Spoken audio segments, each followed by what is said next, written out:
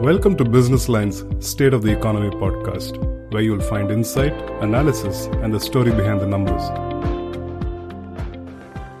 Hi, in this edition of Podcast on Defense, we have as guest Mr. Ashok Atluri, the CMD of Zen Technologies Limited, which is one of the leading counter-drone system manufacturing company in the country.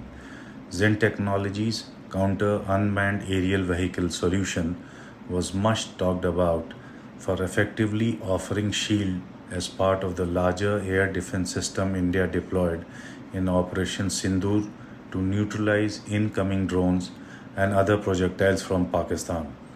The 32-year-old private listed company having rupees 179 billion market capitalization offers other military products including simulators and live ranges which are being used by the armed forces. Zen is exporting them too. Mr. Atluri is a first generation entrepreneur who along with his partners started Zen Technologies, which is one of the pioneers in the field of simulation in India. He will speak to us on drones becoming the centerpiece of modern warfare, redefining the weaponry matrix witnessed in ongoing global conflicts, and his experience of Operation Sindhoor. Good to have you on our podcast, Mr. Atluri. In Operation Sindhoor, Zen Technologies counter drone system did well. That's what has been the report. I won't be asking you, on your performance. Rather, I would like to know what are the lessons learned from Operation Sindhoor for future warfare technologies. One thing we know is that Zen had bet that it will be wide band. It will not be just commercial band drones that will be coming. So we noticed that there were non-commercial band drones that came in, and we were able to block those frequencies successfully. But what we see is that these drones, which were usually, when we say blocking frequencies, there is a ground station that is controlling the drones that are coming into to us. What we see is more and more these drones are becoming autonomous. They're no longer being controlled. They used to be earlier GPS. Now they are also withdrawing, not doing GPS because we were able to do GPS spoofing. Now they are not only saying, they are now basically AI built, waypoints kind of thing, video based technology. They are coming. So I think the move will be I think the learning has been that we need to move to developing the technology to neutralize autonomous threats. That is a lesson, and I think Zen is fully focused in that direction. That we need to have hard kill drone systems with radar based technology, and I think that's what we think will be the future. I think worldwide that is happening. The autonomous drones are playing a big role now. Are we prepared for that? Because our whole drone ecosystem continues to be plagued with so many basic issues. For instance, we continue to use Chinese component for our drones, risking national security. That is one. I would like to ask you on that. So I think as we speak now, most of the government has become very strict because of the media, that coverage which was given that that Chinese components are being used. Now there is the Chinese dependence has almost been eliminated, and it is slowly moving to non-Chinese and indigenously also. There is a company called Vector Techniques that does motors. They do BLDC motors, they do propeller, they do speed controllers, they do IC engines also. So that indigenization is happening at a very, very rapid pace. Now, if the government actually is able to place large orders and saying build capacity enough for the for future requirement, I think we are there. Now, I think the capability is there in the thing. If the ecosystem permits the Indian industry to rapidly scale up, I think we will be there and the dependence will become zero. In fact, not only that, these Vector Techniques guys are not only selling in India, they're also exporting to Europe and America, the things that they have developed. Because all over the world, people are saying we don't want Chinese components. So that's just not Chinese components. If I can list out other issues, for instance, GPS is not ours, cryptography is not ours. let me come to the NAVIC. No, out of 11 satellites, only 4 satellites are working, and the rest are having atomic clock problem. And so I was coming on to this issue. No, time is not NTP and PTP is not ours. So chips are not ours, processors are not ours, but battery is not ours. What are we doing? So I mean to say, the what I know from from people, the satellite guys, they say these are, I don't know, maybe your knowledge is a little more updated, but what here is the NAVIC based systems are working, but the specific issues that you raised, I'm not so sure. Again, cryptography, the communication links are also built in India only. I don't know why you get the information, the feeling that the communication links are not based from India. They're completely Indian made now. In fact, there is a company called CD Space in Bengaluru. They do their own communication link. And, I'm not so sure about the atomic clock you were saying about, but the components and the technology is largely Indian. Again, I think the gap is that how do we actually identify the guys who have actually done it and then give them orders, scale it largely. And again, one of the things is a lot of people ask, when you say IDDM, how do I verify the technology? It's very, this was the same thing in counter drone system when MOD was asked. There were 12 people who came and said, we will sell, we will do. They said it's IDDM. And they said, how will you verify? They said, okay, listen, we're going to check your code, your source code, we're going to compile it. We're going to see what are the libraries, etc. you got. They have to be open source, otherwise you can't do it. Then we're going to check your Gerber files, your electronic circuit boards, all the things. Then we're going to check your mechanical drawings, CAD drawings, the exploded SolidWorks views. By the end of it, and we're going to see your GitHub, where are the version control, etc. By the end of it, only 2 people came to the trials, Bell and Zen Technologies. Mm-hmm. So, this can be done. And once when you have somebody who has this technology developed, go after those guys. I'm saying for an anti-drone system, there are only 2 companies.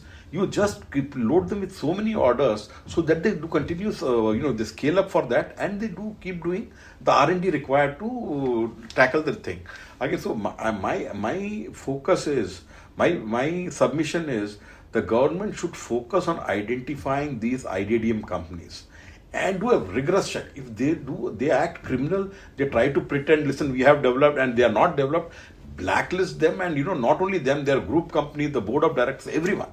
And have heavy financial penalties so that people don't even dare to cheat the government. So I think this is where I think if you can actually do this, or if these issues were there, they wouldn't have come. Identify and nurture the IDDM companies and give them fast orders. Don't drag them for 3, 4, 5 years. I think that is the way to do it. Yeah, that's perfect. No, there's another issue. World is moving. The transition is happening towards post quantum drones. Is Zen Technologies prepared for that? Are you working towards that? So quantum is in the beginning stage of the thing. So we have some R&D going on in that direction. But we think we are 3 to 5 years away in that. A lot of people say quantum has come. So I've been hearing this for the past 10 years. But eventually it will happen. Like AI suddenly happened. Yeah. It will happen. But when the quantum happens, everybody will have access. The way AI access is there. A lot of people say if quantum will come, Bitcoin will be broken. Bitcoin is the last thing. Because the moment quantum comes, they'll make the algorithm Bitcoin proof. Yeah. The quantum proof. But the bigger problem is the decentralized financial system that is completely running on cryptography. Right. That will come crashing down more than anything else. So yes, when the quantum comes, I think it will be available unless one guy does and he's not hiding it. That's a different thing. Mm-hmm. But the moment quantum comes, the ecosystem comes around it. The quantum proofing happens. Quantum advantages are taken. Everything is done. Yeah. On the counter drone systems, with every increasing conflict, latest being between Israel and Iran, we see even the best of the counter drone systems are vulnerable to aerial attacks, and as we saw it, Iranians were able to sort of penetrate much more Israeli world famous counter drone systems. Where are we, if I can ask you to give an honest sort of assessment? I think what penetrated the dome system were, I think, mostly hypersonic missiles that were used. I think very few systems are there. I think India has one of them where hypersonics were blocked successfully. So yeah, we are there. I think it may be a collaborative technology, not purely Indian, but I think if we start working in that direction, we can create a lot of work. Again, I'm saying unfortunately, we should not be working on creating light tanks and all the old systems, but we should aim at the future technologies that are coming, like anti-drone system, handling hyper thing, the electronic magnetic waves for neutralizing drones. All those futuristic technologies where a lot of work needs to be done, and that's where we should be concentrating, both the private and the public sector. I have been given to understand that in the Operation Sindhoor, our response was more kinetic, and there's a need to draw a balance between the kinetic and non-kinetic response. Your thoughts? I'm not so sure. I'm not privy to that, but anyway, I think we have been, whatever we have done, it has almost become when I talk to foreign armies, there's a lot of demand for Zen products now because of that. So we have the Indian armed forces responses has become almost example of how to deal with these kind of things. So did we use more kinetic? The ammunition was excessively used. I'm not so sure, but definitely we have. I think this was a great PR exercise for India. Mm-hmm. So we are getting a lot of inquiries. They want to talk to us. Really advanced countries are coming and asking us. So I think I wouldn't have privacy whether they're used excessive kinetic energy, but I think this was a good way to learn, train our forces, learn about our technologies, and plan for future R&D things. So I think overall on balance, I would say it was a fantastic operation. Yeah. And your system was integrated into others, and were you also the shield against swarm drones, some 700, 800 used by Pakistan against India? Our system can handle swarm drones without any doubt. Multiple frequencies, even if they're coming in multiple frequencies. One frequency it is easy to handle, but multiple frequencies also our anti-drone system is capable of handling. Let's talk about just shift away from drone, which is talk of the not town but world. What are your diversions planned? Because I see that you are getting into guns also. Simulation will go to later, but I think we are focusing on 4 categories now. One is training and simulation. Mm-hmm. In training and simulation, we have been there in Army forever, and we are number 1 in the world, without any doubt. And naval simulation, we acquired a new company called ARI, and they are I think they are some little down the ladder at number 3 position. We are aim to get them to number 1, and the third. ARI is in Okhla based. They are in Delhi based company. So we acquired them for 130 crores. Mm-hmm. And so this is one of the deepest technologies. They have supplied to Indian Navy. They have supplied to almost 27 navies all over the world. So they're quite an interesting company, a lot of technologies. So now we are putting a lot of R&D amount to ensure that, naval simulation, we become number 1 in that category also. Mm-hmm. The third is Air Force, which is something that we are exploring to acquire. The second, of course, is the anti-drone system that we are getting in. So anti-drone system is started as a soft kill thing. But in 21, 22, people started asking where is the hard kill, So we integrated L70 and we have demonstrated and we have supplied L70 also to that.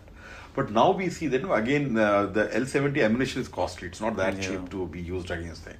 So we have started integrating the 7.62 and 12 mm hard kill weapons also with that, with automated. We call it remote control weapon station, and they're unmanned. So if the drones come, the radars detect them, and the camera locks onto them, and the thing starts shooting it at that. So this is what the whole thing is of. So we are there again. The why we said was the system the things are evolving to autonomous drones, and these things are a necessity. They're getting into. So it was as an extension of an anti-drone system we got into these weapon systems. But now we see that the weapon stations themselves, for example, posts are there. They say, I don't want to keep a person exposed at the post. I just want to have autonomous weapon station there where I can one person can control 20 posts. Mm-hmm. So that is the kind of thing they're looking at, and we are okay with. We are trying to help there. And then finally, we are also looking at some kind of robotic dogs, etc. Around the automating the operations. Finally, we are also getting into drone systems. As I said, this Vector Technics is a company that we invested in.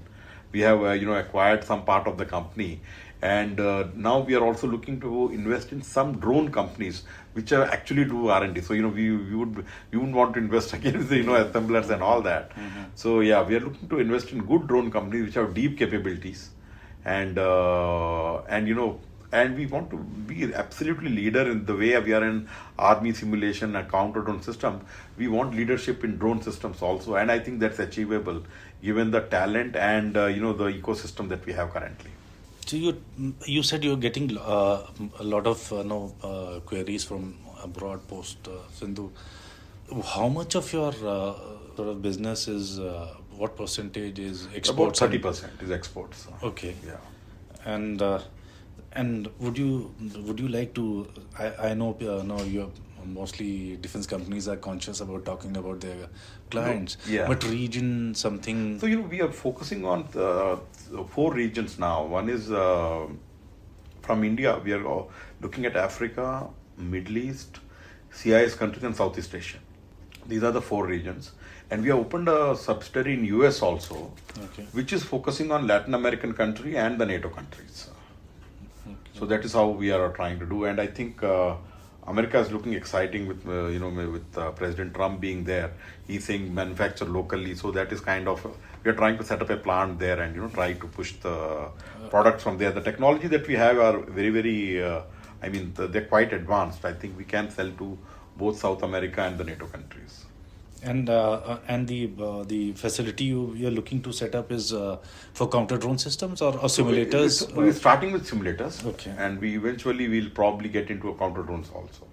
No, which is the toughest market to sort of intrude into, or why is it a pace of exporting defense products, Indian defense is not a scale where we would like to be in that sense? Because we are selling components, but in terms, I'm just asking because you're growing, and I just want your experience of interacting with global defense market. I think what in the last 12 to 13 years, what I've seen is the profile of Indian manufacturers has changed. Actually, when we used to go in 2002, they used to laugh, you are the largest importer, tum kya aa rahe ho yahan pe bechne? Okay. So even though we continue to import a lot of stuff, now the perception has changed. And where these guys know that these guys are doing a lot of innovative work. India is being perceived as a drone manufacturer and an innovator. Okay. And again, for example, we went to US for the ITSEC exhibition in November of last year, and they were saying that we want to next 5 years we have a project to develop containerized tank simulators. Okay. We said, guys, we connected them to India, and we had a live connection, and we showed them the containerized simulator that is being used in India for the past 12 years. They were flabbergasted. They said, but who funded this? This was self-funded, but purchased by the government. So they said, listen, this nobody does in America, but we would very much like you to do it for us. They were thinking that this is an innovative idea, that we can put it in a container and move it along with the troops and all that. But that is a 12-year-old technology. So we are way ahead of what even the advanced countries like America are thinking about. And again, I think you are right in the sense that are we going to be part of the supply chain, or are we going to actually develop complete products and sell? I think we should move to the complete product scenario. I mean, a lot of people try to celebrate, listen, I got the wing, I got the fuselage, fine. I mean, it's all right. But basically, this is somebody else's technology is giving today, but they get the order tomorrow from Saudi, they'll move all the manufacturing base there. Yeah. So it is a bit dicey kind of thing. But if we develop world-class products, there will be a line outside us to come and do it. I think this is just a transition, the ability to make fuselage, make something, and then maybe we can make a whole plane by ourselves is probably the thinking there. But I think I agree with you that we should aim at a full-fledged product completely made in India and try to push that. No, because Africa and all, we have been CIS countries, we have been hearing for long. That's a interesting market and waiting for us to tap into. But it doesn't show in numbers. In numbers, we have done, I think, 25,000 crores or something. Yeah, Yeah, it was almost a couple of 100 crores 12, 13 years back. So really, really advanced. I think I would, actually the ecosystem was not there at that point in time. When 12 years, we used to go to, even for export, we used to be frowned upon. You mean to say we'll export defense equipment? We are a neutral country. We are a peace-seeking country. Why will we sell killing machines to others? Was the kind of attitude. So it was almost impossible to get. One guy actually went to jail because they were not giving permission. Poor chap forged the papers. They wouldn't let export it 12 years back. Today they are begging us to export. That's the sea change. Right. Actually, I mean, there are a lot of other things. Come on. I mean to say, what was there now, it's very, very different, very encouraging, and I think things are going in the right direction as far as the policy. But again, we like spoiled kids. We have a lot of other lists because again, this government wants to be a leading hub, and we want to support it. So, but the processes, the bureaucracy is still, the hangover, is still there. I think we really need to dismantle them to enable the vision that we have for this country. Yeah, you're talking about policy reforms. I wanted to come to that. If I were to ask you, list out A, B, C, three sort of priority areas you would look at for policy reforms, what are they? I think the maximum value capture happens, if, again, I give an example of iPhone, $1,000 iPhone. If you look at it, it's the bill of material, the bill of component costs about $245. Out of the remaining $755, the manufacturing cost, a lot of people say $50, $100, $200 when I ask them. But the actual cost that Apple used to pay Foxconn in China was $5. So the 245 plus 5, the 750 is going to the IP owner, Apple. Now, this is the play that we were always living in almost a matrix kind of situation where Make in India was being played up when the design and develop part was completely ignored. Now, when I used to pitch that to my industry compatriots who used to be trying to tie up with somebody, they used to say, "Yaar, pehle chalna seekho, baad mein udne ki baat karna." But the fact, so to your question, I would say one major thing would be, there are very few companies that are able to actually innovate, create IP, world-class IP, and they are able to sell abroad. Now, there are companies with the track record already established in India. Please nurture them to become world-class. And unfortunately, this R&D is not a money-throwing exercise. I may throw money to a trader, he doesn't know what to do with it because he likes fast action, buy, sell, buy, sell. So this has to be a DNA, it's a genetic disorder, if I may say. Because these guys, if they don't innovate, they die. And so the way is, how do you actually embrace these IDDM companies, nurture them, keep giving them orders, ask them to scale, and if they are able to do in one segment, they can do in multiple segments. So my agenda point would be, how do you create systems around IDDM companies so that you are able to execute or place more orders, and make them ask for a future evolved products with a clear target. How do I become world number one in that category? Maybe 3 years, 5 years, even if it is 7 years. Have a world target, and that is the milestone delivery they have to do. First, you said this laser-based system was there. Where is it 3 years later? So these guys will be able to deliver. So it is not everybody's cup of tea, but you need to identify, embrace them, and nurture them. So how healthy is your book of accounts? I think your shares have also gaining. I think some gained some 28-30%. How much? What is the latest now? So I mean, so, this is a 1 rupee share now, quoting around 1900 rupees. So we have given a 1900x. So 1,90,000% return over the last 25 years. So it's a good return. I think 40% CAGR or something like that. So yeah, but more than the share, the thing is, I think we are more hopeful about the future. And the order book is, it's building up now as we speak. There was a lull for the past few months, but after post-Operation Sindhoor, things have accelerated. And, what we have said is that this is what we have indicated, that we in 22, we did about 60 crores. 23, we did 160 crores. There was a 200% jump. And 23 we did to 160, 24 we did 430 crores. Okay. And this year we did 970 crores. That's So we have been growing phenomenally, and we have said that in the next 3 years, cumulatively we will do about 6,000 crores. Oh, that's So that's what our hope is, 1,300, 2,000, 3,000, something like that. So I think we are very, very hopeful that even if there is a yearly dip or muted year, the next year we will make up. And I hope that I have underestimated it more rather than overestimated it. But things are very, very positive at this point in time in the Indian ecosystem.